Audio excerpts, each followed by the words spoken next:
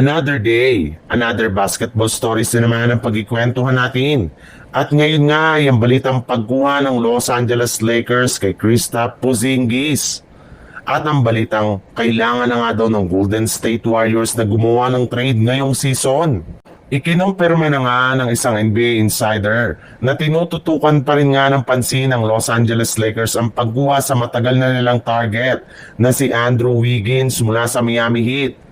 Well, ayon dito, bagamat man nga nagagawa ng Lakers na manalo sa kanilang mga nakalipas na laban at maagang makaangat sa standing ng West, ay hindi pa rin nga sila satisfied sa performance ng team, lalo na sa kanilang shooting at depensa.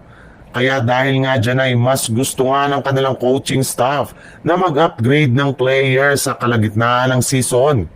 Mas gusto nga nila ngayon ng mga 3-and-D player na mayroong depensa at kakayanin na makapagtala ng puntos. Kaya hindi na nga nakakabigla bakit isa pa rin si Wiggins sa mga target nilang players na makuha ngayong season. Maliban rin nga kay Wiggins, isa rin naman nga sa mga naibalitang trade na pwedeng gawin ngayon ng Lakers ay ang pagkuha kay Kristaps Porzingis mula sa Atlanta Hawks gamit si Rui Hachimura at Gabe Vincent. Sa ibang balita naman, sunod-sunod na nga po ngayon ang problemang dumarating sa koponan ng Golden State Warriors dahil bukod nga sa patuloy nila na pagkatalo ay inaasahan na rin naman nga na hindi makakapaglaro sa kanilang mga susunod na laban si Stephen Curry matapos itong magtamo ng quad injury.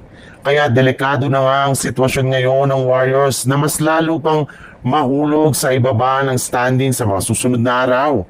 At dahil nga sa palala ng palala ang sitwasyon ng Golden State Warriors, ay hindi na rin naman nga naiwasan pa ng kanilang superstar na si Jimmy Butler na magalit sa kanilang team, especially sa kanyang mga teammates at coaches. Ayon nga sa naging payag nito sa kanyang interview sa media, matapang nga nito na sinabi na hindi nga daw po sila nagbabox out. Hindi rin naman nga sila kumukuha ng mga scouting report mula sa kanilang mga kalaban. Pinapabayaan lamang nga nila ang kanilang mga kalaban na gawin kung ano ang gusto nila.